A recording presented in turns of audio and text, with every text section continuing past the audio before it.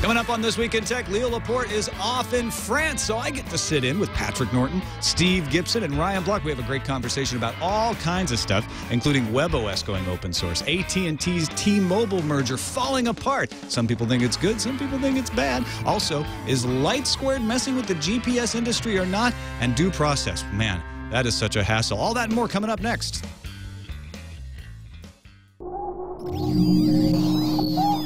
Netcasts you love. From people you trust. This is TWiT. Audio bandwidth for This Week in Tech is provided by the new Winamp for Android, featuring wireless sync and one-click iTunes import. Now with free daily music downloads and full-length CD listening parties. Download it for free at winamp.com/Android. Video bandwidth for TWiT is provided by CacheFly at CacheFly.com.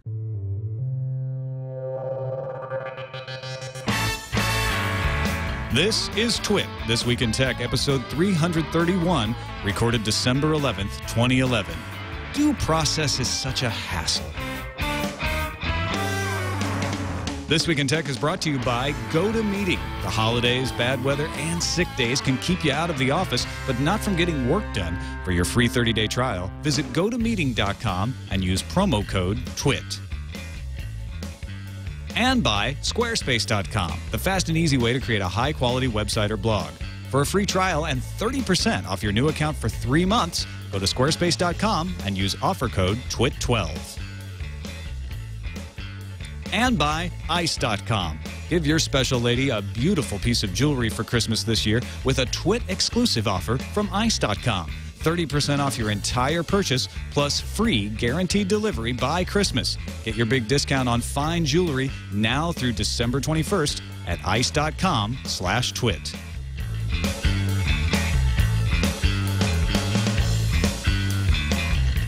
It's time for This Week in Tech. I'm Tom Merritt, filling in for Leo Laporte, who is still flying from France. A lot of you may know we were intending to do This Week in Tech from Le Web, and it just didn't work out. But great coverage there. If you want to go check it out at twit.tv, thanks to Loic Lamour and Le Web and all those folks out there. However, I have been asked and I'm honored to fill in, and we got a great panel joining us on This Week in Tech today. First, right here to my right, made the trip all the way to Petaluma, host of Techzilla, Mr. Patrick Norton. I'm so pleased to be here. Are you? I don't know. I'm a little nervous. You've got that feral look on your face. Yeah, I probably won't bite. We also have joining us via Skype, Mr. Ryan Block of GadgetGDGT.com. Mr. Ryan Block. Hello. Thanks for having me. It's good to have you back. And a guy who I actually just had the pleasure of doing Security Now with him on Wednesday, Steve Gibson from GRC.com. And, of course, Security Now right here on TWiT. How's it going, Steve? Hey, everybody. Great to be back with you, Tom. Good to be talking to Patrick after, I guess last time I was on was with you guys. A few months ago. Steve, what are the things in the background of your shot at computing? Are we crunching numbers? They're wasting a lot of cycles. So it just it's an amazing amount of effort went into making the lights flash in a convincing fashion. I gotta have one. He's down in LA. He has to have a little Hollywood going on. Yeah, exactly. All right, let's start off. Usually on TWiT, I record something ahead of time for Leo about what's going on in the week ahead, so we'll just start with that. Today, December 11th, Toshiba Thrive 7-inch slate officially on sale. Speak up if anyone's excited about the Toshiba Thrive, or if you can keep track of all the Android slates these days. Yeah, it's the keeping track of all the Android slates. Oh boy, an Android slate. Look, it's another 100,000 sales if they're lucky. Woo! Does it run ice cream sandwich? No, not interested. I think that Jacob Nielsen's comment when he was reviewing the Amazon Fire, his bottom line was that web-based content works well or can work well in a 7-inch format, but that for generic, just sort of going out and surfing the web, you really need more screen than that, or you spend all your time pinching and zooming and scrolling around. It's just not enough screen for for content that isn't targeted towards a small screen. So yeah, we've talked about that in relation to the Kindle Fire for sure. Precisely. Yeah. Okay, coming up Wednesday, December 14th, Apple will get its HTC patent ruling. Also on that day, T-Mobile and Nokia holding a mystery event. And Judge Huvel will give her decision on the Department of Justice's motion to stay the AT&T merger trial. We'll talk about that in a little bit. RIM has their earnings. Oh, I'm sorry. The Judge Huvel decision will be on Thursday, December 14th. That's the same day as RIM's earnings. So there could be lots of bad news that day. Star Wars Galaxies, the role-playing game, set to close in advance of the new Star Wars The Old Republic online game that'll be launching soon. Friday, December 15th, Bradley Manning goes on trial. The iPhone 4S launches in Brazil and Russia and several other countries. And Saturday, December 16th, the PlayStation Vita goes on sale in Japan. So that's some of the stuff coming up in the week ahead that we'll be looking at on Tech News Today. Let's start off our discussion here, though, with HP's decision to make WebOS open source. This was announced by Meg Whitman. And then she did a little kind of a road show with Mark Andreessen, going around to some of the major publications and giving interviews. And as I understand it, they are going to let the community help them determine what license it will be open sourced under. They will then hand it over to an open source community that they will govern, and they're going to let the community help them figure out how to best govern it. And then they will continue to do WebOS hardware. We'd like you to add this to the kernel. Well, how do you govern open source? Well, that's normal. You always have I mean, Linus Torvalds is the governing of Linux. There's nothing unusual about this. Well, I know, but it's a term in the open source world. It's called BDFL. Yeah. Benevolent Dictator for Life. I think it's just BFD. You don't care, huh? No, I mean, does anyone care? I mean, I think it's clear we need an alternative to iOS so that there's a non-Apple majority market-leading alternative. But we have that with Android, and it's well established, and it's there, and there's a ton of developers and a marketplace and so forth. And it looks to me like HP is going to be abandoning this. They're not going to be putting a ton of money behind it. And traditionally, open source platforms that don't have some sort of a benefactor sort of wander off and just sputter and die. But how about something that's good? Yeah, that too. I mean, I know I'm going to piss off a lot of Android people, but like Android has a lot of things going for it, but it does not have, you know, the clarity in terms of interface and sense of design that WebOS has. WebOS is really, really nice. But it's also had the advantage of having a single father. I guess the problem would be with WebOS is that as soon as you open it up, everyone starts pulling it in different directions and wanting to do their own surfaces on top of it, and it starts to fragment the same way that Android does. Well, and that's a threat to any open source project, but I think that goes back to what you said about the successful open source projects have had a lot more take-up and a lot broader situation, and usually started as open source projects. And I think that's what you were pointing out, Patrick, is HP is trying to turn this into something that it has never been, and that's a hard pill to swallow. I know the thing that got me is like the pull quote from the Engadget article. WebOS is the only platform designed from the ground up to be mobile, cloud connected, and scalable, said HP CEO Meg Whitman. And it's like, huh? Yeah. And, you know, only WebOS was designed to connect to the cloud and scale and be mobile. Right. And it's like, and Ryan, really?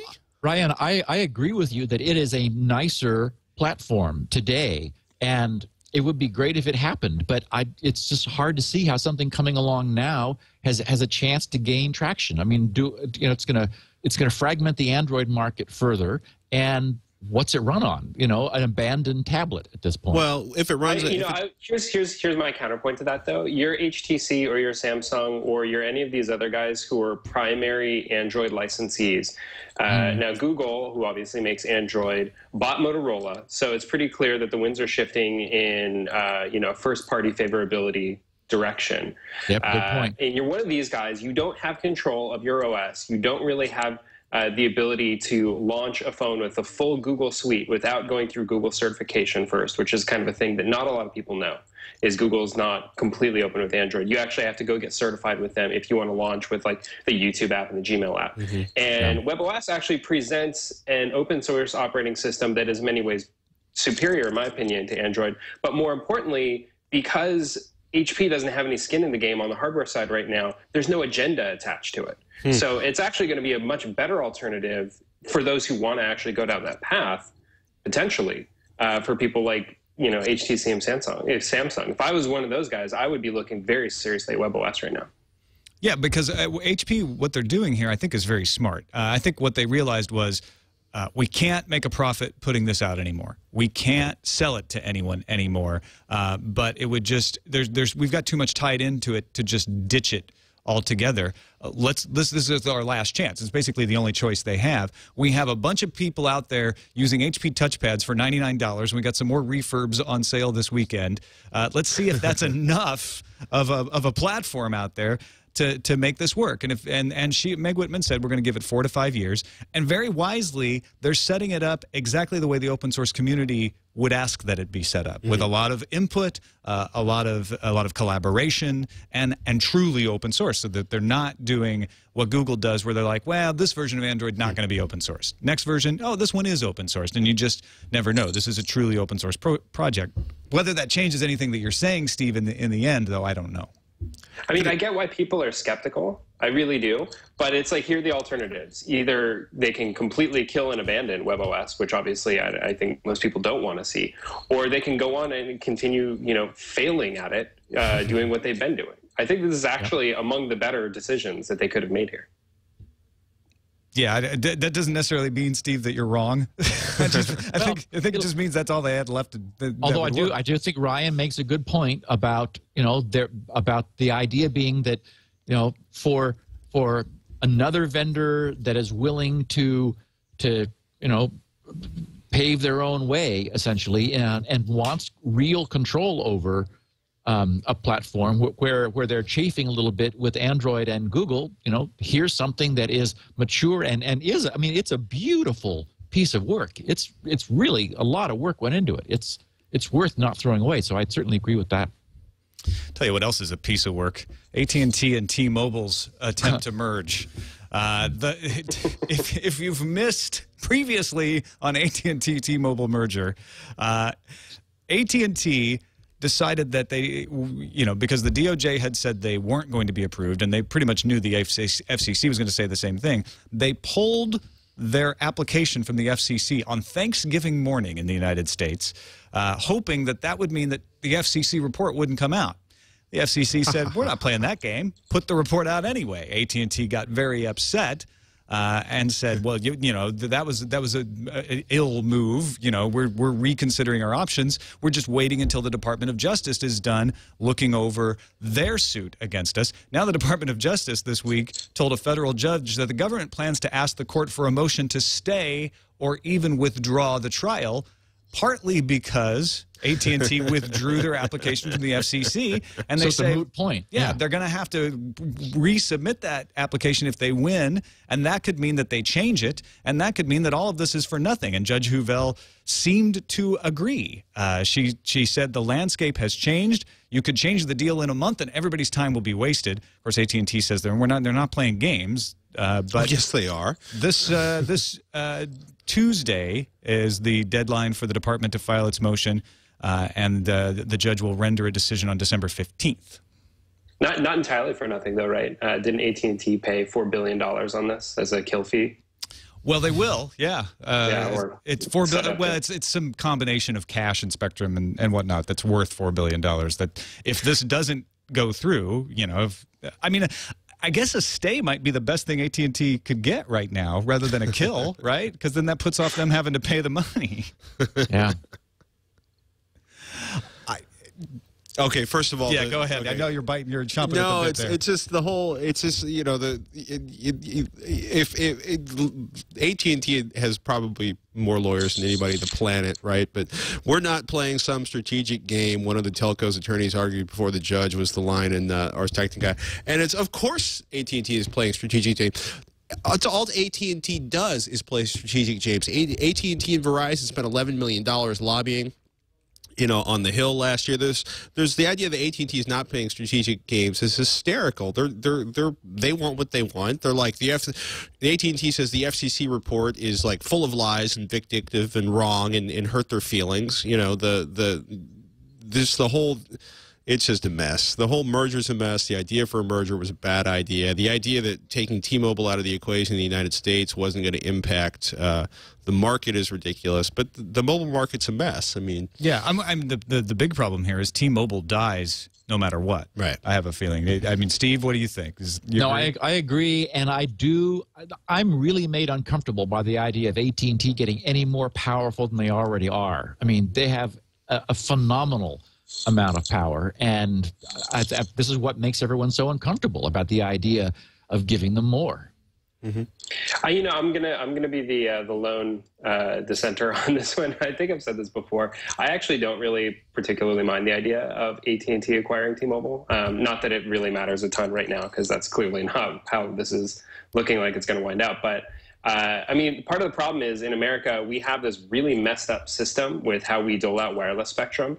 It goes on the market very frequently. You basically have to rent it from the FCC for an insane amount of cash. It's very hard to get wireless spectrum, the same spectrum that's shared by other countries in terms of the cellular bands. So basically what winds up is we have this massive, massive country that can't roll out enough wireless spectrum and infrastructure to support the demand. And you see this with AT&T, how their service sucks in so many places.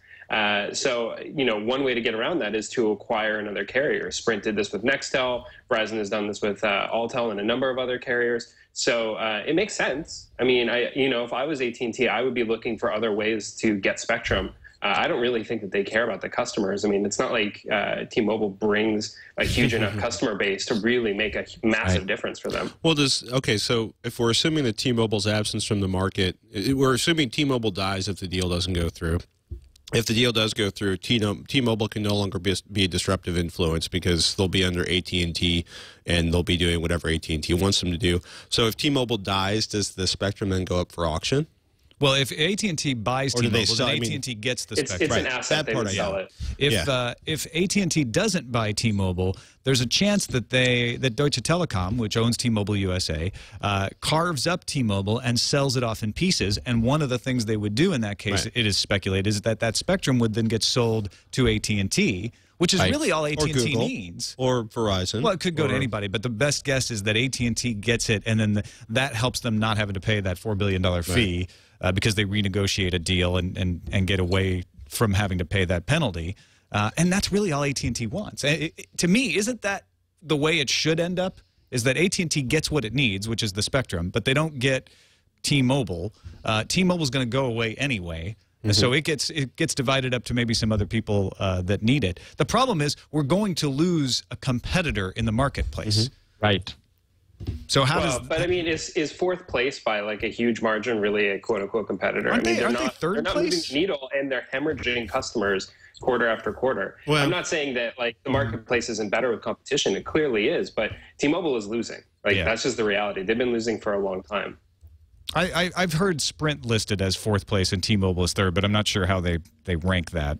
There's lots of different ways to slice it. But you're right. I mean, T-Mobile.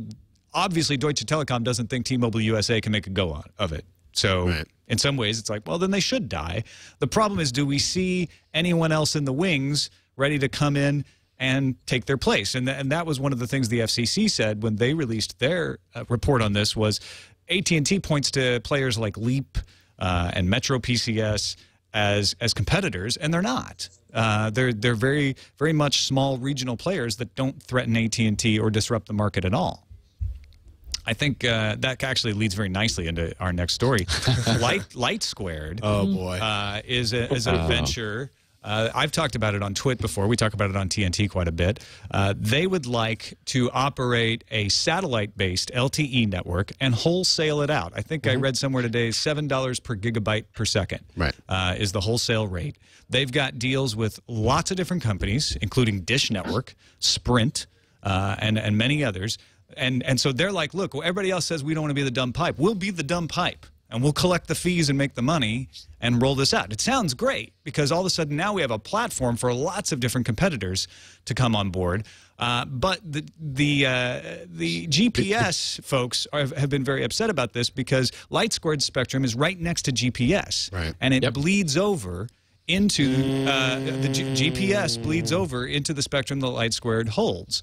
Light Squared has proposed we will only use half of our spectrum to stay away while you adjust your GPS devices to not bleed over into our spectrum. We'll try to play ball. And they've been waiting for the FCC to approve them. The FCC is waiting for an evaluation of whether this plan will work or not. And today, Engadget reports that a leaked draft of the government's assessment of this shows that LightSquared's network would interfere with, quote, the great majority of GPS receivers. Now, this is a leaked draft. Of course, LightSquared's incensed that this got leaked out, and it also is not the final decision because it has to be reviewed before it's published. Now you were erring. Yeah, the first I first read about first time this in Tech, I was first reading about this months and months ago, and I was like, oh my God, LightSquared, who is this foolish company that's going to crush GPS? And then you start learning more about it, and there's a tremendous amount of he said, she said going on here. But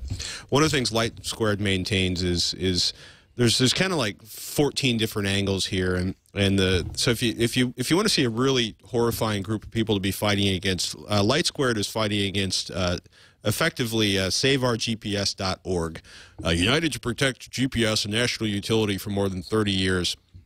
And the group of people under Save Our GPS, the coalition members list is insane. Like Aeronautical Repair Station Association, Ag Leader, AgCo, like half the agricultural businesses, the Aircraft Owner and Pilots Association. I'll just randomly flick through here. Garmin, the Fire Department of New York, FedEx, the Farm Equipment Manufacturers Association, the EAA, the Experimental Aircraft Association, Magellan GPS, Leica Geosystems. So what's going on here is the spectrum. It's an incredible list of companies that are behind Save Our GPS and against LightSquared. So the spectrum that LightSquared purchased, that was approved by the FCC, was originally supposed to be used for satellites. The LightSquared's deals are going to be they want to deploy a zillion base stations in the United States. 20,000 ground stations, right? Yeah. And so the end result is that the signal's coming from here rather than up there, which could overlap with some of the GPS devices. LightSquared basically says GPS manufacturers have kind of cheaped out on the construction of their devices, and that they should not be getting interfered with. I think what they're going to say is that the test was kind of a worst case scenario.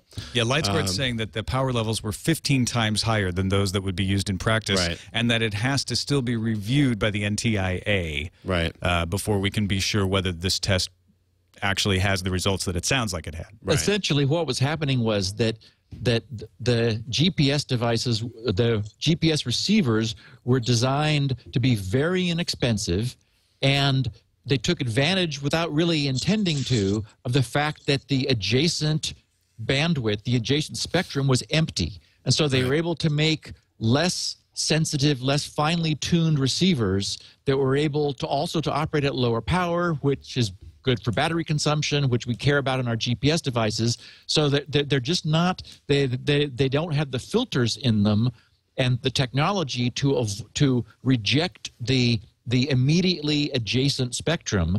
And so that's the problem, is that suddenly someone now wants to use that spectrum, but all the receivers that are out there, like 500,000, or no, I mean, more than 500,000. I mean, all of them are susceptible to the use of this adjacent spectrum that LightSquared now wants to put a 4G LTE network up on. Not to put too far. Oh, sorry. Yeah, go ahead. Oh, I was going to say, well, not to put too fine a point on it, but I mean, you want to talk about how the FCC, spectrum allocation system is totally messed up. I mean, it's like, here, buy a bunch of spectrum. Sorry, you can't really use it for anything because the Air Force is operating, GPS on a frequency that's going to be interfered by the spectrum that we sold you. So this other government branch is, negging you from using the spectrum that we sold you. I mean, you'd think that they would just give them some other spectrum to use that wouldn't interfere with spectrum. Stuff. Well, I mean, there's actually a lot of spectrum that could be reassigned, and there's a ton of legacy stuff, but it's just it's messed up. It's so messed up. The analog over-the-air broadcast spectrum is still sitting there. The white space, yeah.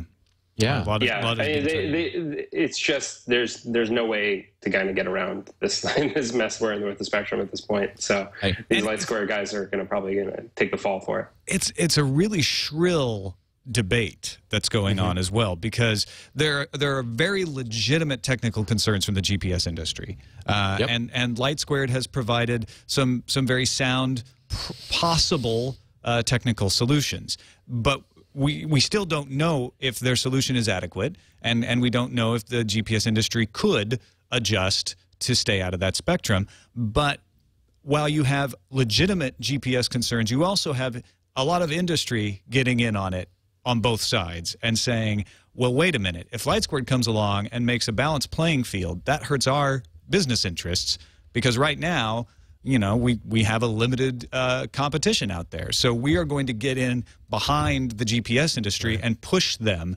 and turn this into a political issue. And you get LightSquared being discussed on partisan blogs and radio shows as if it's a Republican Democrat issue. It's been turned into a total political football when it's really just a very complex technical issue that's at the heart of it. Well, and LightSquared has said that they would operate at the half of their allocation, which is farthest away from GPS, and that in that way minimize the interference. And apparently that brings down the percentage of devices which are sloppy enough that they're still having an interference problem. But to me, it sounds, again, sort of like a half measure. They really, I agree that they ought to just be moved somewhere else. You mean who should be moved somewhere else? LightSquared spectrum should just be oh, we're sorry, we didn't realize that the existing infrastructure of GPS had been designed to sort of assume that the adjacent spectrum was unused. Now we realize that's the case. We're sorry. We're going to leave it unused because that's the best solution for GPS. And LightSquared, you can go have this chunk over here that'll do the job for you. But that's the problem, is what chunk over there will do the job. Yeah. I think that's why. There's got to be some around here somewhere. And, LightSquared has been very smart at striking a lot of deals with a lot of companies to get in on their side and help them fight this. So I think this is far from over. And I think this leak is something that is far from definitive about whether LightSquared has been found to interfere and in what way. Don't forget the NTIA has to make that final determination about how many devices passed or failed, rather than the people who made this document that got leaked out. They may still find out exactly the same thing. They may find out, yeah, this is really bad, and then LightSquared's going to be up the creek. Apparently, it's possible to do a little bit of retrofitting of antennas on the GPS receivers to add sort of a physical filter at the antenna so that it solves the problem upstream in the receiver too. I think it's completely impractical in real life use, especially in like mobile devices. No, it would be just like the digital TV transition, Ryan. It'd be just that easy. How smooth that went, right? Not a problem. Yeah, there may be in theory there may be a way to retrofit the devices, but the reality is that one of the things LightSquared says is like basically. They built, one of their VPs actually. There's kind of a great story up on LightSquared where they're basically like, yeah, the GPS industry bled all over the spectrum. They didn't pay attention. They didn't put in inexpensive parts that would help filter signal interference, and we're getting screwed for it.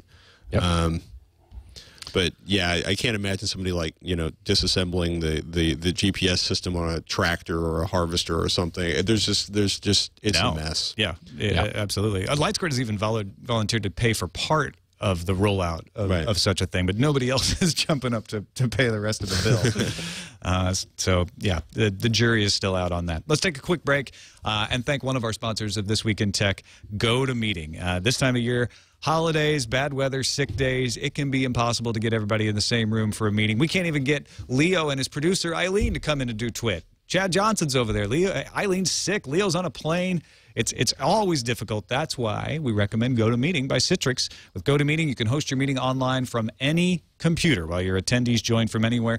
Their computer, their iPad, their iPhone, their Android device, whether they're traveling, snowed in, or home with a cold, GoToMeeting makes it easy to join meetings and collaborate in real time. The video quality clear, natural. It's like being in the same room, and it's easy to use. All you need is an internet connection. It's available for Mac or PC. It's platform agnostic. GoToMeeting's good for product reviews, sales presentations, training sessions, weekly status meetings, all right from your desk. Try it for free today. If you don't have to take our word for it, go give it a shot. Go to the App Store or Android Market, download the free app, and start joining GoToMeeting sessions from anywhere. And host your own with a 30-day free trial. Visit GoToMeeting.com. click on the Try It Free button and enter the offer code TWiT. That's TWiT. Go to meeting.com. We thank them for their support of This Week in Tech. So Microsoft had a big week. They unveiled their new Xbox dashboard and their new Windows 8 App Store. Let's actually start with the Xbox dashboard. They released the embargo on Monday. Everybody had their reviews out. Everybody was talking it up. And then Tuesday morning, it didn't come. And Tuesday afternoon, it still wasn't here. And then finally, late afternoon, early evening, depending on where you lived, it finally started rolling out. You're an Xbox user, right, Ryan?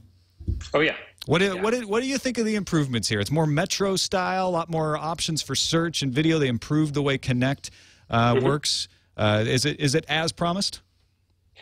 So far, I think so, yeah. And many of the common features are more quickly accessible.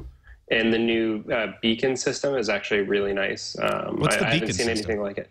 You can basically set up to kind of automatically alert people on your Xbox friends list that you would like to play a certain game.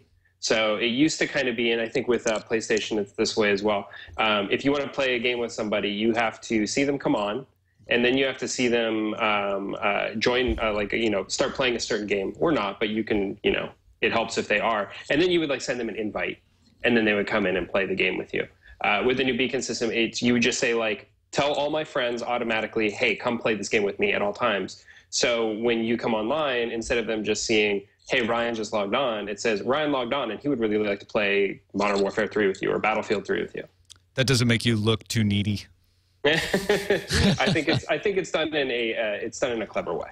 Good, that's cool. And then there's also the Windows Phone integration. If you're a Windows Phone user, you can start and you can play some games on using the Windows Phone as a controller. Start some games on the Windows Phone, finish them on the Xbox. A lot of video stuff in here too. In some situations around the world, you'll be able to watch television shows on the Xbox that you get over cable. It varies depending on where you are, and it's rolling out from different services at different times.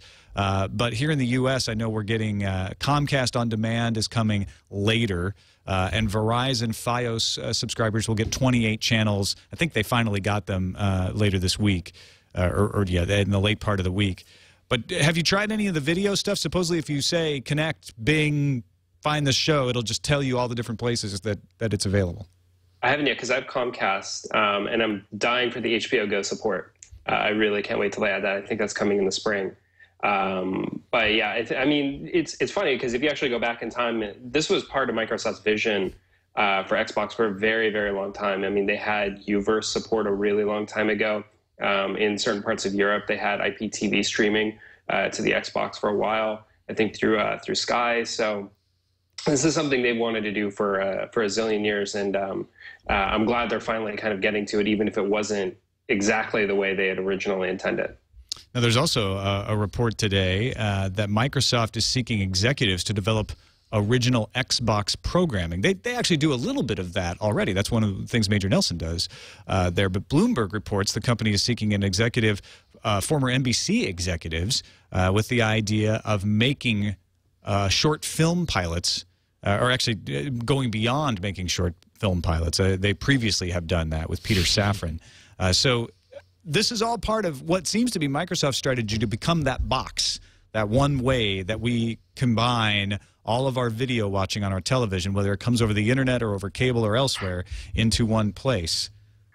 And of course, everyone wants to be that, right? We've got Google TV, we've got Apple TV, now we've got Xbox TV. Well, I think there's a big difference between, Google and Apple.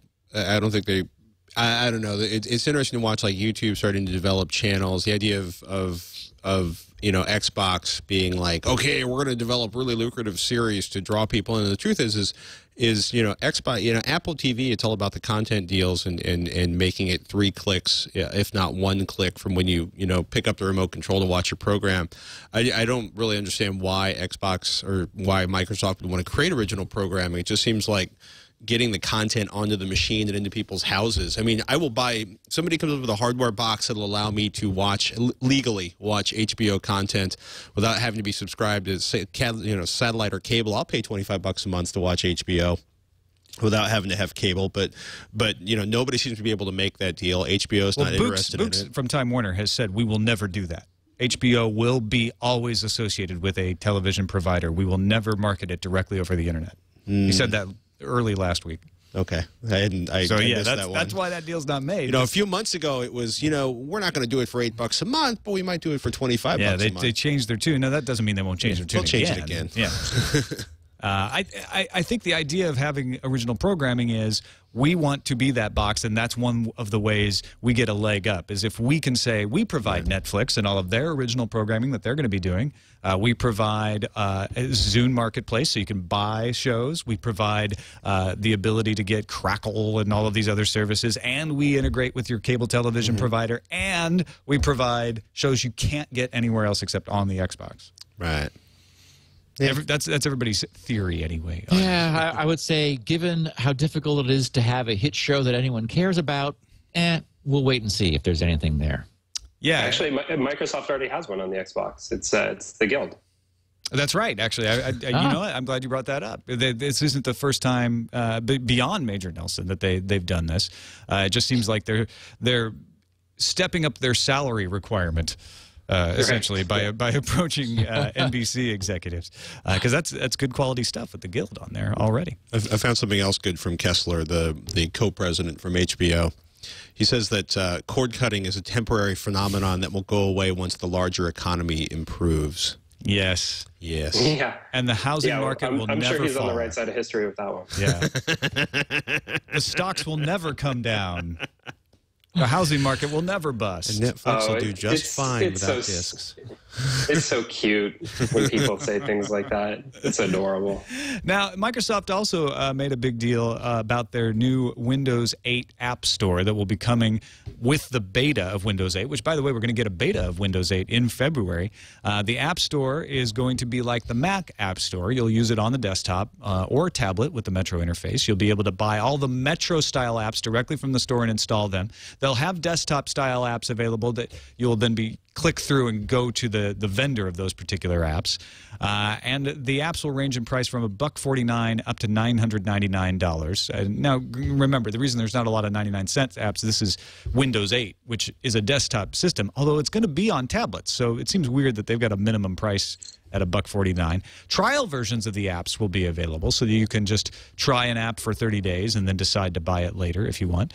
Devs will be able to use the App Certification Kit. This is part of their big pitch, which is you'll actually know before you submit the app whether it's likely to be approved, and will tell you where the app is in the approval process. That's been one of the complaints about Apple. With Apple. Yeah. Plus the payment structure, Microsoft takes 30%, Dev gets 70%. That's pretty standard. However, until an app reaches 25,000, and then Microsoft drops it to 20%. That's really clever. That and the $1.49 actually. The $1.49 is because Apple is at 99 cents. So by making the minimum price higher, it's going to increase revenue, or at least I guess that's the assumption. At the very least, it provides the impression that that application is more valuable on that platform. And the assumption is nobody's really clever stuff. Nobody's going to not install Windows because the App Store has a minimum of $1.49. Right, exactly. And Angry Birds will be there probably at launch. Well, yeah, that's the hello world of running an app store, is you have to have Angry Birds. Pretty much. It is the new Doom. It is the new Doom, exactly. I don't know if there's anything else to say about this until we actually get a chance to see it, but it is pretty clever of Microsoft to address on the developer side many of the complaints of app stores. Now we just have to make Windows 8 usable on the desktop without a touchscreen. Well, is Windows 7 usable on the desktop? I love Windows 7. Then Windows 8 is going to be usable on the desktop, because that's what you just blow right past that Metro interface. Well, let me rephrase that. I want Metro to be usable on a desktop. Ah, well, that's asking something else. Yes. Well, I've just wait, Patrick, you want Metro to be usable on a desktop? I want them to make it so I can use it with a mouse and keyboard without wanting to weep with frustration. Right now, Metro is so obviously a touchscreen interface. It was to have it installed on a desktop and to that be the first thing you see when you hit Windows 8 just made me want to hurl my computer through the nearest window. Right. So I would just say don't install Windows 8 and Metro. Stay with what you love. I mean, I'm still using XP, right? and happy. I don't love XP. I have 848 days left of Microsoft support for XP, so I'm in no hurry to leave. You're a man that's going to wring every last ounce of value out of XP, and I commend you for that, sir. And I get to skip over Vista in the process. Eventually, I'll probably go to 7, but I completely avoided that whole mistake called Vista. So, yeah, I'm looking at 8. I just look at it, and I just think, what a joke, what a toy. I don't know. I think it'll be interesting whether or not they do anything in Windows 8 that compels any desktop user to upgrade from Windows 7. Goodness. I mean, and so far, all they've done is to prevent it. Exactly to your point, Patrick. Oh, I have a feeling that what they're going to do is they're going to give Enterprise the option to turn off the Metro interface. And then there'll be some other hooks to try to get you to upgrade. But I don't think anybody who currently runs Windows 7 is expected to upgrade to Windows 8. Windows 8 is there so they can sell a lot of tablets and they still can't have a get new Enterprise off of XP. I mean, Right. XP is still the dominant platform in the world. That's true. There's more XPs than anything else because Enterprise is just saying, hey, it works. It does what we want. We know what it is. Why would we move? This is something that Apple actually figured out in terms of selling operating systems to end users. Make it cheap. Just make it really, really cheap, and people won't be able to talk themselves out of an upgrade. They'll upgrade to Snow Leopard if it's only $30. It's not that big of a deal. $30 not that big of a deal. Yeah, but Apple also everybody can afford $30 for a new OS. It's different from like Windows, which can cost like hundreds of dollars. Right, but Apple also has the advantage of basically drawing a line in the sand every 3 years and ignoring all of their older legacy hardware at that point, which is not an advantage that Microsoft has ever held in the market. So what you're saying is that Microsoft can't afford to release Windows to end users for No. What I mean is like Apple is such an unusual situation where basically compared to Windows, Apple just ignores all of its older hardware every 3 years. It just walks away from it, and then eventually people buy hardware to replace their old hardware so they can have applications that can run or software updates and stuff. Well, and for example, I mean, imagine moving from one processor platform to a different one. You know, they dropped the PowerPC and said, "Oh, we're going to go Intel now because Intel is obviously got a future." That was the best moment I've ever had in an Apple press event. And maybe in the last Apple press event I got the chance to attend, but there was literally like that announcement came out and it was like 300 people had been sucker punched because it was just like because they had all been fed the rumor for so long, the lies, the completely bogus benchmarks that PowerPC was kicking Intel's ass, and all of a sudden they were being told that Intel was the future. It was incredible to be in that press event and listen to it was like literally like a bunch of people have been sucker punched in the gut and then dead silence. And then you watch Steve ramp up the reality distortion field to maximum because he had to sell that entire room on the future of the platform. It was really fun to watch. You know, I wonder if Microsoft is at all worried about losing their dominance on the operating system platform, though. I mean, they don't have to sell a ton of new Windows 8s. To maintain dominance, right? And that's really what they want. And then they can continue to try to get enterprises to move along to whatever, whether it's Windows 7 or Windows 8. I think Windows 8 is a ploy to say we need to eat into that tablet market. That's what we're actually worried about. We'll maintain our dominance on the desktop, but we need to be on more tablets. Well, you could argue, I think, that they've lost their dominance in the infamous browser wars. Because, I mean, we really, you know, Google is coming on strong with Chrome, and Firefox is chewing into their market share, and IE's market share is dropping, isn't it? Yes, by some metrics. It's on the way up. Yeah, it's been back on the way up in the last couple of months. I thought Firefox is losing the quickest. Well, I thought the last I saw was that IE had dipped below 50% for the first time. Was that mistaken? Well, I mean, it's also like these are one of those things where it depends on if you're looking at global or US. Right. But IE is actually not in horrible shape. Not that I particularly love it. Or no one here would ever use it. Yeah, no, I use Firefox on Windows. I agree, Tom. I think in general, Microsoft has got to be worried because there just are more alternatives, and there's increasing fragmentation in the market. And look what's happening with mobile. Everyone's now talking about ultimately that's where the future lies, is in mobile stuff, and Microsoft is still nowhere there. Well, I think 20 years, most of the world's going to get its most of the you know, when you get up to the point where there's like 3 billion, 4 billion people using the internet, 5 billion people using the internet, most of those people will be on a mobile platform. Most of them will be a relatively inexpensive cell phone, or maybe if they're lucky, a tablet. And yeah, I think Microsoft, whoever has like the sort of 50-year event horizon hat on it, Microsoft has to be freaking out about just their complete lack of a presence in that market other than Bing. I just feel like Metro is them making the same mistake they made with the Zune all over again, which is coming up with the right product for the last product cycle. If Metro was out right now, I think they would be doing well. I don't think they would be top. Metro is out right now. It's Windows Phone 7. No, but I mean, as a tablet operating, I'm speaking specifically as a tablet operating system. If it was out, they would be taking some market share from Apple. But by the time it actually comes out, which our best guess is next fall, I'm not sure that the tablet market won't have moved on, and it will seem quaint. Now I'm wondering what the other tablets are going to look like. Yeah, exactly. It's so difficult to right-click on a tablet. All those WebOS tablets will be dominating. Let's change gears and go to a story about an Oregon judge handling the case of a woman named Crystal Cox from Montana. She started several websites accusing Obsidian Finance Corp. and its principal, Kevin Padrick, of misconduct in their handling of a bankruptcy case. And the URLs were rather provocative: obsidianfinancesucks.com, bankruptcytrustyfraud.com, oregonshyster.com. In January, Padrick filed a defamation lawsuit against Cox, charging that her accusations were false and asking for $10 million. The court found Cox guilty of defamation, awarded Padrick $2.5 million. Oregon law requires victims of defamation by journalists to first request a retraction, and Padrick had not done so, so Cox asked the judge to set aside the verdict, claiming she was an investigative blogger.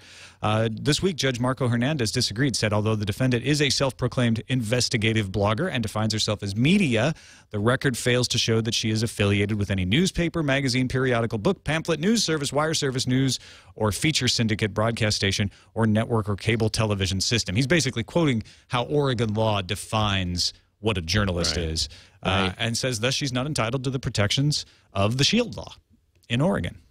And so the salient issue for us is that bloggers are not journalists. Well, I wish I could find it. There's a really good write-up on this. The blogger in question, like one of the article I'm thinking of is basically like, blogosphere, you may not want to claim this person as one of your own, because this is somebody who is running a large group of sites to promote SEO, which isn't that particularly onerous. Had maybe offered, basically this guy, nobody can quite figure out why, or the writing is a little sort of over the top, like frantic, in the sort of, gosh, I'm glad this person doesn't live next to my house kind of way. She maybe medication would be used. Well, yeah, well, maybe called up and offered services to sort of fix the problem to the company in question. Technica reported an email was made available in court where she had offered to charge them for some kind of service that would remove the sites in question, essentially. Yeah, $2,500. I mean, I will agree that there's an issue with Oregon law, because current Oregon law needs to be corrected, because under Oregon law, if you're not affiliated with a newspaper, magazine, periodical, book, pamphlet, news service, wire service, news or feature syndicate, broadcast station or network, or cable television system, you are not a journalist. Well, actually, Oregon law doesn't read as what is a periodical? The Oregon law says such as, and then lists all these things. So there is wiggle room in there. Right. The judge just didn't choose to use it. Yeah, that said, what this particular individual's been doing is what Cox has been doing, I would not consider journalism. It's ranting. And it's ranting to a purpose, which may or may not have been to receive monies from them, because this guy Padrick, who's running Obsidian, and I don't know whether Obsidian may be a scumbaggy a financial company. I have no idea. They may be wonderful people, but they were in receivership. Padrick was assigned to basically run it to deal with the bankruptcy things. And he's like, you can no longer search in my name without having the umpteen websites this woman created coming up top of the fold under my name, and my online reputation is permanently ruined. There's like 1,900 websites Cox has created to write about people and companies. You could argue that this is a reputation destroying network that has been very solidly engineered under SEO to be able to hammer on targets. Well, and there's several valid questions about what laws would kick in, even if she did qualify for the Shield law. She may have still been found guilty. It's just interesting to see all the headlines saying bloggers aren't journalists according to Oregon. Right. And I'm not sure that that's actually what the judge is saying. And bloggers don't, and at least in my experience, the bloggers that I associate with don't send out, and this is the email that Forbes pointed to, investigative bloggers don't send out emails that say, I want to let you and Obsidian Finance know that I am now offering PR services and search engine management services starting at $2,500 a month to promote law firms, finance companies, and to protect online reputation and promote businesses. Please let me know if Toncon Torp or Obsidian Finance is interested in this service. Thanks for your time. In love and light, Crystal L. Cox, investigative blogger, real estate broker owner. That's sweet. Yeah. Sounds like you might be getting what's... I also don't want to get on the wrong side of this woman, so... Yeah. I think one interesting thing to point out, though, that doesn't get mentioned a lot is that Shield law does not mean that you can say anything. Right. It doesn't mean that you as a journalist or blogger or any person can just defame companies willy-nilly. You actually, like, if I write for the New York Times and I write something defamatory about a company or an individual, I'm still held accountable for that. Yeah, there's a different burden of proof, but you still can't just go and defame people. Right. Yeah, which is why you have editorial practices and guidelines at most professional publication. Well, to me, that's what these stories are all about. This isn't the first time a court has ruled about a blogger and whether they were a journalist or not. My thing is always, it doesn't matter whether they were using a blogging platform or not. The question is the person in question a journalist? Right. And I think it's fairly clear from some of the things we've said that this person was not acting as an investigatory journalist, no matter what she said. But they sure as hell don't want to be nailed to the floor for saying nasty things about somebody else that they can't prove are true, which is essentially defamation. If you can't prove it's true and you say something nasty about somebody, it's pretty much defamation. Well, unless you're a journalist, then you have to prove actual malice, I think. So, it gets tricky in there, and I don't want to say too much without having our lawyers around. Where is Ayaz anyway? Right. He's on Tech News Today later this week. We actually talked about this then too, but yeah, it's an interesting question. But I think I wanted to bring it up simply because so many headlines make it look like something that it isn't. I feel like. Yeah, I mean, I was very confused by the CNET headline on this, which makes it, it paints it very much in like this person is a blogger, and like it's been ruled that this blogger does not count as a journalist, and therefore it is not applied to Shield law. And it doesn't really go into any of the actual important details, which are like this person is clearly very crazy seeming and is doing things that are clearly very untoward seeming. And that journalist, blogger, or otherwise, I don't think that this person is going to be getting very many protections of any kind. All right, we're going to take a quick break. Then we're going to talk about Firefox's fate. It's often seen as being in the hands of Google, and that may be questionable right now. But we want to thank another one of our sponsors. And Leo Laporte is not entirely gone from this episode. He's like laying out jewelry over there. What is that, Leo? This is from ice.com. Guys, Christmas is coming, and while we all love gadgets, if you want to talk about lasting memories for the loved ones in our lives, we got to face it, jewelry, right? Because it's something that lasts, and you can create a special lasting moment with your love of your life with some very cool, or your mom, or your sister, with some very cool, high-quality jewelry from ice.com. Look at this. This is a beautiful pearl, 1/7 carat black diamond and pearl with 10K white gold. Now, this pendant is $125. Ice has amazing prices, but in just a bit, I'm going to tell you how you can get it for $87.50. Show them these beautiful pink gold rings. Lisa's wearing these. This is a 1.5 carat morganite and black diamond, 14K, pink gold. Isn't that? That's just beautiful. I love the pink gold. There's also a half. That one's $450. I'm going to tell you how you can get it for $315.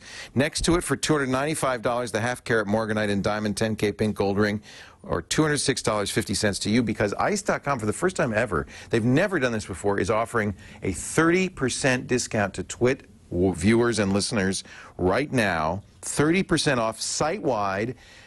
This is such a great deal. There's no minimum purchase required. Shipping is free. In fact, if you order by December 21st, you get guaranteed delivery by Christmas. It's not too late. Look at this, to get a beautiful, a gorgeous piece of jewelry for your honey. I love these bracelets, these pendants. This is a ring. They're just gorgeous stuff from ice.com. Look at this 13.5 carat created ruby and diamond sterling silver bracelet. $95, normally just $66.50 when you go to ice.com/twit. ice.com/twit. 30% off site-wide. Shipping is free, but you've got to get there by December 21st to get it in time for Christmas. I love these earrings. This is a 1/2 carat princess cut diamond 10K white gold, beautiful earrings.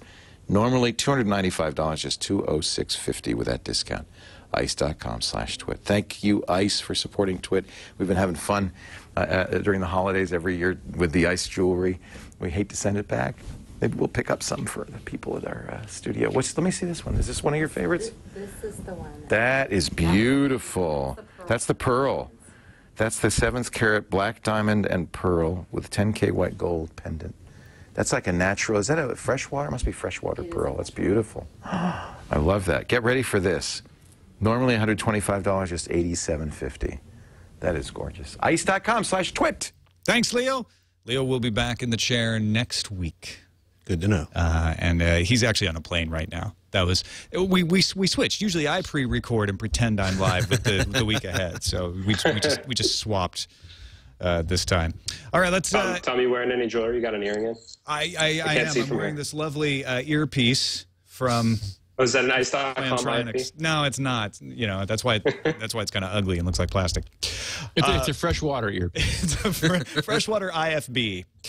Firefox facing an uncertain future. This has been reported quite a bit that their Google deal is apparently, we don't know this for certain, but the odds are from the smart people out there who are talking about it that it's up at the end of the year, and it may not be being renewed. Steve, you brought this to our attention. Well, yeah, and maybe you guys have more backstory on this than I do, because I didn't realize that Google was providing so much financing to Mozilla historically, and that's apparently what the concern is that's going to end. So what do you guys know about that? Well, I do know that that search bar that comes with Firefox is, right. I don't know what the percentage of, but it is a predominant percentage of the money that Firefox makes. Yeah, it's interesting. Yeah, Oh, go ahead. No, go ahead, Pal. Oh, I was going to say, like, you know, eWeek 12 hours ago, Google, Mozilla still negotiating search toolbar deal. I mean, we were talking about it before the show. You know, I don't see why maybe Bing or somebody wouldn't step in to finance Mozilla. It's kind of funny, right? If you think of Google providing the majority of the funding for Mozilla, their browser competitor with Chrome. You know, I think it's going to be interesting to see what happens. But well, it's kind of like Amazon putting the Kindle app on iPad. You're sort of like, well, you know, as long as it's popular, let's make some money off of it. Yeah, well, it's like Google. Yeah, the search deal. The eWeek article says Google accounted for roughly 100 million of Mozilla's 123 million in sales in 2010, like 85% of their financing. I mean, I got to admit, I started using Firefox again recently. The number of updates in Firefox are driving me insane. Yep. I think they are probably driving any corporate users even more insane, assuming there are any enterprise users left. I think it'll be interesting to see whether or not Google renews it and if Microsoft steps in.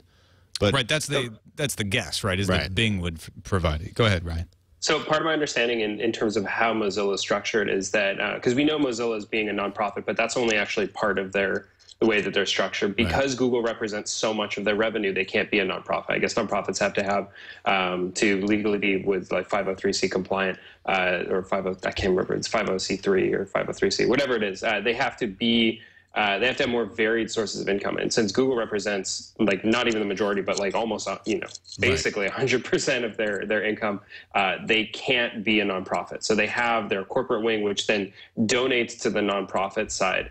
And I think that they have in some ways, you know, maybe more money than they know what to do with. I don't really know what the haggling is all about. But yeah, I mean, like, of course Google. I mean, of course Bing is going to buy, you know, the slot if they can get it. It's like it's not uncertain. What's uncertain about this? Of course they're going to buy it. Who else has that kind of money to throw at this thing and is desperate for exposure to that audience? Of course Bing is going to do it. Yeah, I don't think they would blink an eye, although everyone assumes, like, yeah, but they make Internet Explorer, and as we mentioned, IE9 has made Internet Explorer, you know, stop declining so fast, if not bounce back a little bit. Why would they fund the competition? But it's the same thing. They want market share. And if being the default on Firefox brings them more market share, they'd do it. Yeah, I think they're making it must be that the calculation Google is doing is deciding what it's worth them not to have Microsoft put Bing on Firefox. Well, I mean, it's for Google, it's also a pretty easy, you know, thing to do. They can track very, very easily how much money they're making from Firefox, right? So they can see, okay, yeah, we're actually, you know, we're turning a profit on this. Everybody wins. There must be something else going on in terms of those negotiations. But I mean, IE is, you know, it's a fine business for Microsoft and everything. But I don't think that IE is, you know, has the potential to make the money the way that Bing does. And I don't think that anybody at Microsoft would say IE should, you know, pose a significant threat to Bing being able to do a deal like that. Now, do you think it would be the other way, that Mozilla is toying with switching to Bing and Google is being dragged over the coals in negotiations? Google told eWeek, we don't disclose specific terms of business arrangements. We can confirm that we still have an agreement with Mozilla. I hope so. I really hope that this is Mozilla actually, you know, pushing a harder negotiation on Google. Because I think it's just been kind of a given for a while. I mean, for all we know, Bing came to them 6 months ago and said, hey, when this deal is up, we'd really love to get in for 2012 and forward. And then Mozilla went, you know, back to Google and tried to get them to up their you know, annual commitment. Now, there's another story. I actually want to get Steve's opinion on this. I just discovered this story just this second, Steve, so I'm taking you a slightly bit unawares. Did you get a chance to look at the AccuVant study that's going around about browser? Good. Okay, I was kind of hoping you had. And if it hadn't been funded by Google, I would feel it was a little more credible.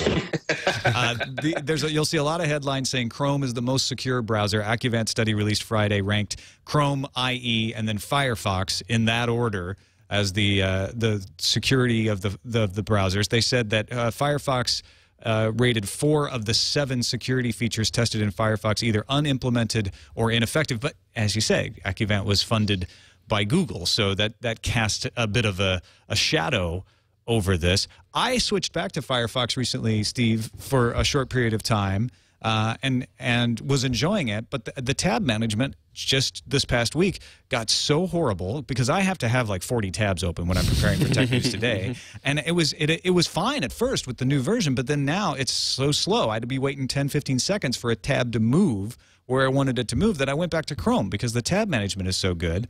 But you know what? I feel more secure in Firefox because I can run things like not script, or I have to run not script on Chrome, but I can run no script on Firefox. Yep. That's why I wanted to get your opinion on this. Do you think that Chrome is getting more secure? I actually agree with the conclusions I largely agree with the conclusions which were reached, and I carefully read Mozilla's response to this, where I thought that they would mount a good defense, and that their defense was pretty weak. They were saying, well, I mean, they sort of agreed with the result of this study, and I really do believe that Chrome's underlying architecture is stronger than Mozilla's. The point that's been made that I think is the best is that Google had the advantage that you always have when you're the last person to come along, of looking at the mistakes that IE made and looking at the mistakes that Firefox had made, and mistakes is too strong a word, but but learning from those who went before you. Precisely. So being the most recently initiated browser, they were able to say, okay, what do we really care about in terms of like making a strong competitor, and how do we want to fundamentally architect the browser's operation? And so, I mean, there really is a strong sandbox in Chrome that is missing completely from Firefox, and it really does provide value. Also, I think that they've got this complete tab isolation working much better in Chrome than in Firefox. And I mean, we're a ways away from the era, which we'll all remember, where one tab could like lock up the entire browser. You really don't see that much, but it cannot happen in Chrome, and it's still possible, as you just said, like something can get kind of sticky and gunky in Firefox that does sort of bring the whole browser down. Admittedly, it's 40 tabs, but still. Yeah, you know, one of the things that Google actually does that I really appreciate as well is they've kind of, I mean, I know it's slightly for publicity, but it actually does work. And that is they put a bounty on security issues in Chrome. So if you surface a security issue of any kind in Chrome, and I think it's of like different classes of severity, they'll give you a different amount of money. And so people are collecting bounties. I think it's like they go up to like $3,000 or $4,000. Where if you find like a real big flaw in Chrome, they not only want you to get out there and like show them, whereas most companies kind of like, they're like, tell us, but you know, yeah, maybe we'll do something about it, maybe we won't. They want you to like tell them, they're going to fix it quickly, and they will pay you for it. And I mean, there's certainly, like I said, there's PR value in that from like having the perception of security, but I actually think that it helps. I mean, it really incentivizes people to help them become more secure. And for what it's worth, Tom, before we leave the topic, I have an add-on for Firefox called Tree Style Tab. And because I'm a massive tab user, and in fact, I'm still using Firefox just because the tabs are smaller on Firefox compared to Chrome, so I can get more of them in the same space. Yeah, so anyway, it's called Tree Style Tab. I like using I like using the tab add-on. For Firefox that you wrote. I miss that. I miss convergence. I miss NoScript. I miss HTTPS everywhere. I mean, there's great add-ons in the Firefox universe. Yeah.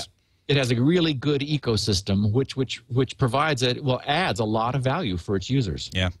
All right, Department of Homeland Security abruptly gave back a domain name. This doesn't happen a lot. Usually it's the Department of Homeland Security through ICE, Immigration and Customs Enforcement, seizing domain names and putting up that famous page that says this is, has been seized by ICE. It was a criminal investigation, and the website is gone.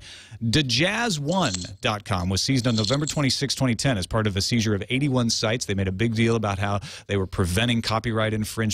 But Dejazz1 shared some emails with New York Times shortly thereafter saying, look, we had permission to host these tracks. We have the emails from the record company agents saying you can host this track on your website. ICE filed court documents, but they filed them under seal, so nobody could see what the documents were, and they kept extending. They kept asking for extensions, and those were under seal. So you couldn't find out why they were asking for extensions. And then earlier this week, Dejazz1 got its domain name back. No explanation. They dropped the case. And everything still was under seal, so we still don't know. Yeah, this is... it's kind of funny. Like, two of the principal architects of SOPA and the Protect IP Act are now working for. Let me see if I can find one of them's working for the MPAA this now. 2 weeks later, the other one's working for another. Yeah, it's down on line 126. Yeah, sorry, I dropped that into the doc because this is one of the things TechDirt was writing about this. Basically, yeah, two of the staffers that wrote Protect IP and SOPA are now working with. One went to the MPAA, and one went to the NMPA, which is Music Publishers and Songwriters, where she'll be chief liaison to Capitol Hill. The other one went to the MPAA, where she'll be the director of government relations. So. And this is not exactly a new thing on Capitol Hill. There's been cases where underlings have inserted single lines at the request of a company into a bill. Like a 13,000-page finance bill, they insert a line that a company. Well, you become a congressional aide. Your biggest thing is to go work as a lobbyist for a company. I mean, right. that's where the money professional is. Track. Yeah, that's why you're doing it. Yeah, and so so this is Revision 3 was accidentally blanked off the internet by a security company that was working that mistook us for a BitTorrent hosting site. Senator Wyden, who's one of the senators from Oregon, is basically pointing a sharp stick at DHS, and wanting to know exactly how some of these sites ended up in operation in our sites. I understand what the Department of Homeland Security is doing. In some cases, they're taking down websites that are hosting fraudulent goods. The last rat included a number of BitTorrent hosting sites or tracking sites.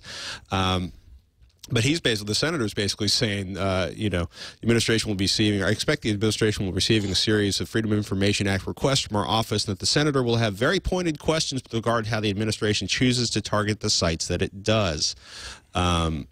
Because it's really sad. This guy's website got wiped off the internet for a year. No explanation. Ooh, no. It was a year? Yeah. November 26, 2010. Yeah. Oh. Over a year. Oh, It's crazy. Yeah. oh. And this is the problem with Protect IP, with SOPA, with all of these is the lack of due process. So we're seeing that in action with this. No, there was no due process here, and there's no explanation or method of remedy for Dejaz One for having their domain name seized apparently without cause for a year. Yeah. There have been instances where the FBI has gone into data centers and yanked out servers that were hosting a site that they had permission to take off the net without even regard for the fact that there were another several hundred sites also being served by the same rack of equipment that just disappeared from the internet. Yeah, that happened to Instapaper a few months ago. Yeah. Ugh. And so this DHS is now being bandied about by Senator Wyden and others as an example of how things go wrong when you assume that everyone who looks like they're acting bad is acting bad. Or in some cases, it may not even be that somebody's acting bad. I mean, it's unfortunate that it's unfortunate basically that the MPAA and other organizations have so much power on Capitol Hill. Yes. It's like, look, if they're scumbags, great. Use due process, take them out. You know, there's a reason these checks and balances are put in place in the legal system. There is an argument to be made that with the internet, there are so many bad actors that it is difficult to use the old-fashioned brick-and-mortar process to track them all down, because in an infinitely replicable universe, there can be thousands of them. So isn't there a way to make it more efficient? I think the way to make it more efficient, in my opinion, is not to get rid of due process. But right. I get that there's an issue here on the side of enforcing the law. But it's basically like, you know, the whole idea that you should put control over DNS listings, or put the ability to black hole a website by basically disappearing it out of DNS in the hands of the MPAA or the RIAA is profoundly foolish, profoundly short-sighted, and profoundly evil. And this is an example. This guy's basically saying, No, sorry. Go ahead. Finish back. oh no, like you know, it's unfortunate. Like somebody basically this guy loses living for a year because somebody at DHS saw a couple of hip hop tracks being hosted and got pissed off. You know. Yeah, maybe. And I think to your point, Tom, in a universe where everything on the internet is infinitely replicatable, taking sites down is meaningless anyway. You have to actually go after the bad actors. There are a lot of bad actors and they're doing bad things. You have to go after the people who are actually doing that. Taking a site offline is not really going to help anyone. You can just put up another site. Not a big deal. And I mean, this is also like a really minor, like in the grand scheme, if it was copyright infringement, I mean, is that really that big of a deal? Well, that's a really good point. Yeah, go ahead. Imagine, too, that you get in the situation where a site's competition turns them in as being a bad actor and ends up getting them pushed off the internet. Right. I think, Ryan, you just nailed the question that no one ever deals with or doesn't deal with as often as they should in these situations, which is, why is this a priority? Is copyright infringement enforcement such a priority because we're losing jobs and losing money? You always hear that said by the industry, but where is the evidence of that? The only evidence I've seen recently, whose jobs and whose money, is that the copyright media industries are doing okay. Sure, they could be making more money.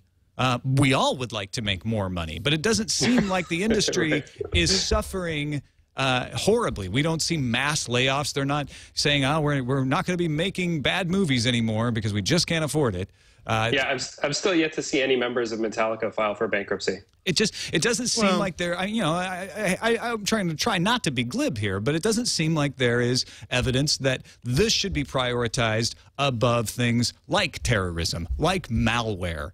We are not going after people who create viruses and botnets with the same level of ferocity that we're going after people who share copyright material. I will actually, as much as I want to bag on you know, misguided federal efforts, they actually did recently take out a pretty huge botnet.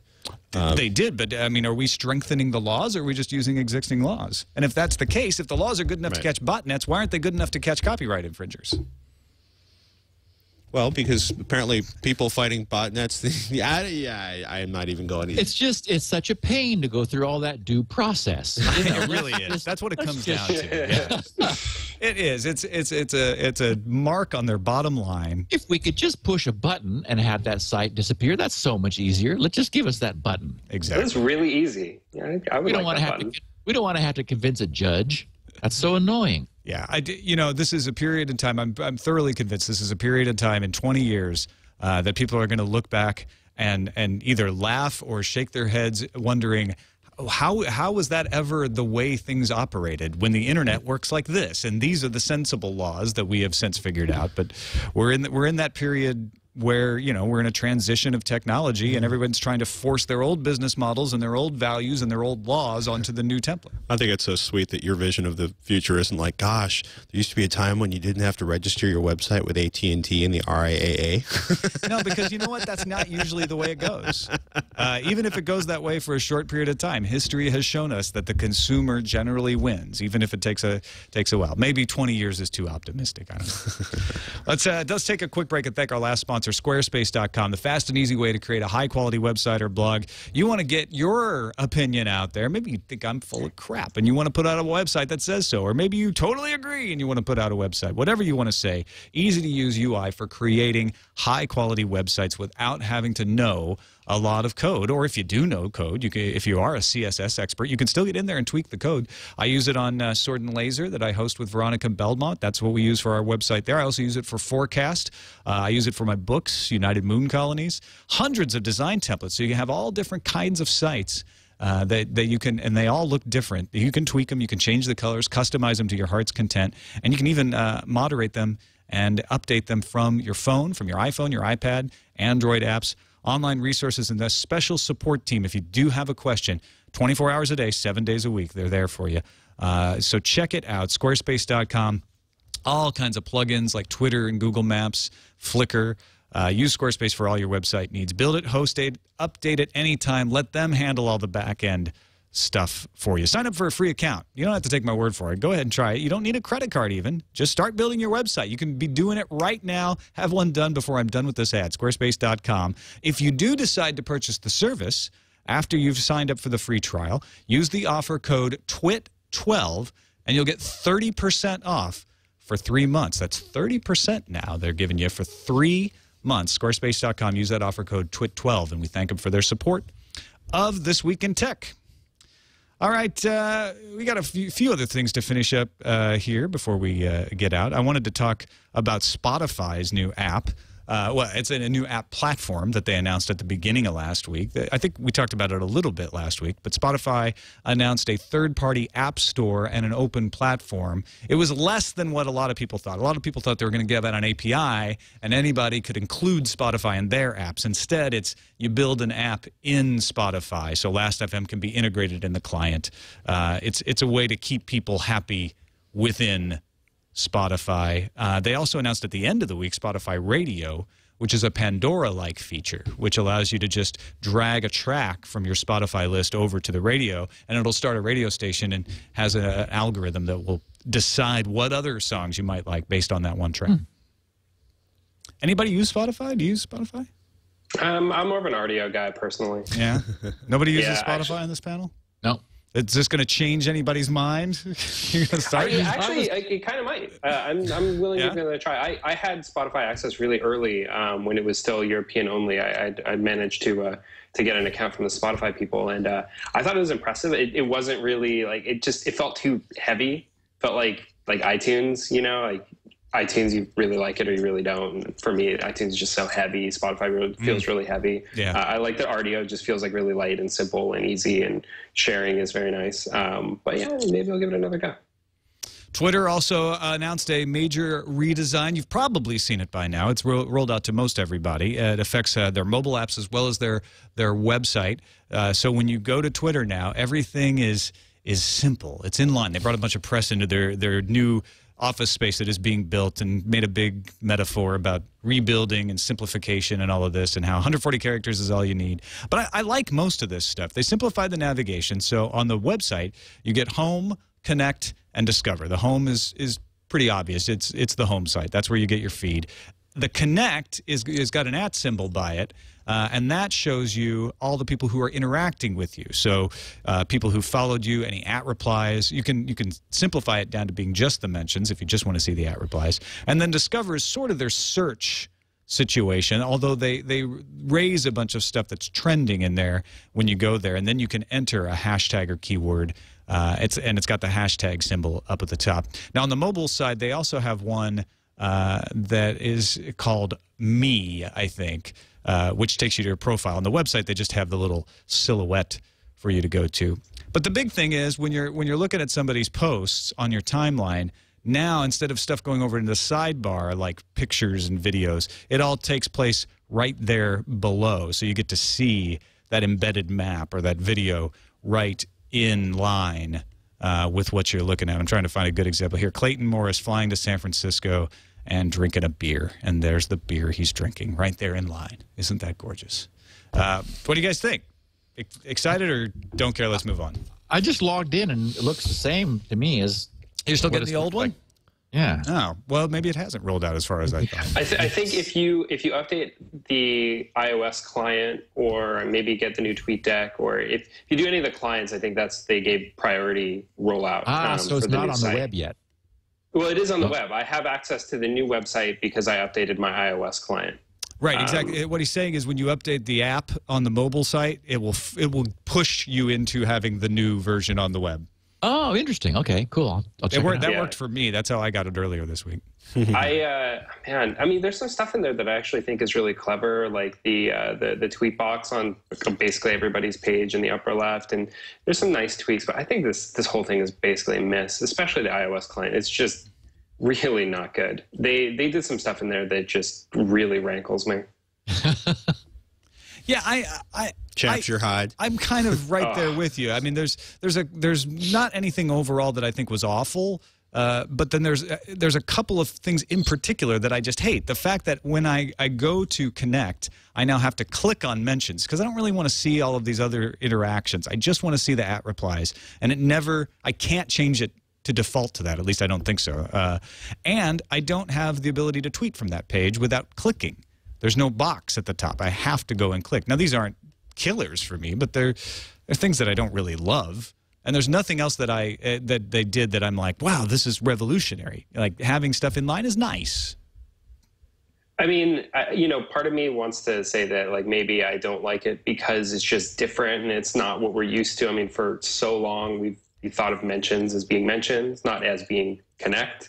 Mm-hmm. And then they changed it, and the idea is that it's easier for people to understand, and maybe I just find it harder to understand because I'm so used to it being a certain way, and maybe that's part of what it is, but I actually just don't really see the necessity for those kinds of changes. If the problem is that users don't understand Twitter, I think that changing what's already there and making it even more obscure is really not the way to solve that. I think educating your users and making sure they understand how to use this app is the correct approach. And at least in your example, Ryan, I think mention is a much better verb for. Yeah, I mean, connect is meaningless. It doesn't mean anything to me. Well, they're trying to put in all these other things like so and so followed you, so and so favorited you, and I don't know how important that is to me. Maybe it's just me. Also connect implies a stickiness, like you've like something is going to stay connected when a mention is exactly what it is. Yeah. Okay. What about anybody excited about 128 gigabit 20 nanometer NAND flash? Woo! How about if I tell you it can pack 2 terabytes into a 2.5-inch solid-state drive? Now, is that something that might interest you? That's the next generation iPod I've been waiting for. All my music in the car at all times. Bring it. Mass production. All your music in your belly button. What are you talking about? Mass production set to start the first half of next year, and devices using the dies likely to start shipping in 2013. For what it's worth, there are several other non-volatile technologies which are really about to break also. HP has this Memristor technology, which is solves a lot of the problems that NAND flash in general, the whole endurance problem that flash has. And there's also something called phase change, which is coming along surprisingly quickly also. So I think we're going to see a bunch of non-volatile stuff happening, and that's all good. When is the magnetic hard drive done? Yeah, that's my concern. A long time from now. Long time.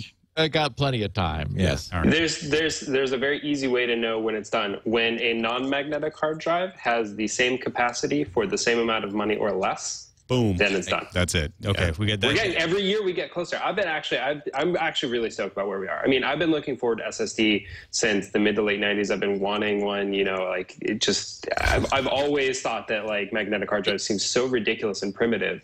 Especially in portable devices. Oh my goodness. And like adjacent to processors with billions of transistors. I mean, it just makes no sense. Why would we be using these like ridiculous spinning disks? Well, it's also so we're getting closer. It's really Rube Goldberg when you take a step back from it. It's like, so you're storing my music in magnetic zeros and ones on a disk that's rotating at 60,000 RPM with a magnetic flying head that will float above it, but not. When you start looking at all the devices in there, it's amazing that hard drives actually work.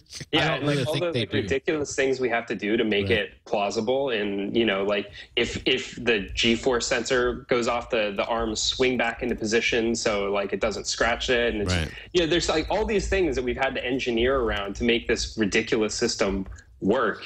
And it's just, come on, there's clearly an easier way, just like solid state memory. Well, you're like, clearly there's an easier way, solid state memory. And there's right now there's somebody twitching who's been doing process production at Intel or a memory company going, oh yeah, it's easy. Just reduce the size of the chip. Oh yeah, it's easy. Like it took us 10 years to get to this point. Well, I mean, Captain Kirk had those little cubes all that time ago, and we're finally beginning to get those. So, yeah, screw jetpacks. I just want more memory in my iPhone. I'll put my jetpack for another 10 years if I can get cheap 2 terabyte solid state drives in all my devices. I agree with you. All right, while we were talking there, I put it to the chat room. Do we want to have more Apple television rumors, the new Verizon video service, or crazy stuff Eric Schmidt said as our last story? And Eric Schmidt seems to have won the day. It was close with the Apple TV rumors. So the Verizon video service, just for those who might slightly be curious, Verizon says they're going to put out their own video service a la Netflix in a limited way in areas where they don't do Verizon Fios. And you can find out more about that elsewhere. You already know what the Apple TV rumors are because they're the same crazy ones everyone's been saying for a long time. But Eric Schmidt at LeWeb was speaking and said most TVs will have Google TV by mid-2012. Okay. Now, I'm not 100. He said, here's smoking what? He said, by the summer of 2012, the majority of the televisions you see in stores will have Google TV embedded in it. So I'm not paraphrasing to make him sound any crazier than he already does. My only guess is that he didn't realize it's 2011. Maybe he thinks, well, 2012, that's a long way in the future. It's such, maybe he personally paid to have the code for Google TV inserted into like every Samsung, he's gonna go Sony, with LG, and Verizon. Or maybe there was a transposition and he meant 2021. Maybe that's it. Yeah. Because I mean, it would have to already be underway. I mean, those machines. Well, maybe he knows something we don't. Production somewhere. Yeah. Maybe it's already. That's what I'm worried about. He knows something that we don't, and that there's going to be this major push, and we're all going to be like, what? I mean, I know it sounds crazy, and I think that it probably is crazy, but the reality is TV manufacturers have a very hard time differentiating and selling sets right now because TVs are just so ridiculously commoditized. That's why everyone jumped on that 3D bandwagon, which I won't even get into that, but because they had nothing else. They had nothing else to get people excited about their TV. So everyone's kind of looking for the next thing that they can get people excited about with the television. Google TV 1.0, obviously not that. But if there's something they can do, I think they're going to try to pursue it. I updated our Logitech review to the new Google TV this morning. It is light years better than the old interface. It was a little buggy at first. It didn't pick up on our account right away, and it wouldn't let us install apps. But once we got past that, you're able to install apps. The interface it's not perfect, but it's much cleaner. The video pass-through, which I had problems with DirecTV video going through the Google TV and looking jaggy, that is much better. It still looks like it's getting a little dark when it goes through for some reason, but that I can adjust for, and that's fine. And they have a new app that you basically say, I want to watch this, and it tells you whether you have it available on television, how much time is left in that show, if it's airing right now, or if it's available on Netflix or Amazon or any of the other sources that you have installed on the machine. I mean, I think they've made a huge improvement. Wow. Unfortunately, that box is no longer being made. Yeah. No, but this is the software that would run on all of these TVs in the stores in 2012. Google TV, presume. You just can't really get it. Well, you can. They still have a relationship with Sony. LG has said that they will be releasing Google TVs at CES 2012. You know, it's interesting. I think it'll be really interesting to see because, you know, Samsung has made huge efforts to differentiate the software platform available on their TVs. Vizio has you know, worked. They've integrated a lot of stuff on there. I mean, Vizio is like half the television sold in the United States, or was close to it, at least last year before. And so, you know, Google could, you know, if Vizio secretly has adopted Google TV and they've managed to not leak anything about it, and that's, you know, between, you know, Vizio and LG, then yeah, more than 50% of the televisions available could potentially be running Google TV. But the reality is the software packages, you know, vary so much across the different levels. I find it difficult to believe 2012. 2020, sure. 2015, maybe. 2012, that means the entire HDTV industry, or the majority of the HDTV sales, the companies that control the majority of the HDTV sales in the United States managed to keep their mouths shut, keep their engineers' mouths shut, and keep the suppliers' mouths shut about the fact that they're keep all those putting Google CES TV press releases from mentioning it. Yeah, all, you know what I mean? Like that would be really impressive. You know, like if nobody in Cedia and sorry. I was gonna say, Tom, you mark it on the calendar. Yeah, you or Leo or both of you, let's revisit this June 30th. Right. We'll see what happens. You know, it's funny. Actually, I did that. We'll see who's right. I put it in my calendar. I keep a calendar of events for Tech News Today, and I said, you know what? I'm putting this in June. Check store shelves for Google TV. We'll see. We'll see. Right. Then Eric Schmidt will be laughing because we'll be like, my God, he was right. They're all running Google TV. How did it happen?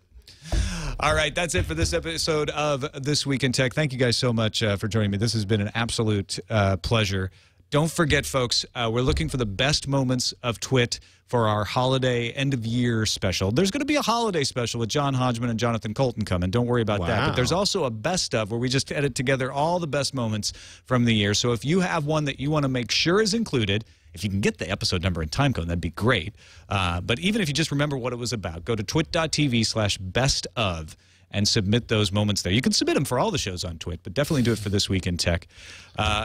Patrick Norton, always good. Thanks for making the trek up here. Thanks folks for not know hurting me. About Techzilla, like I could.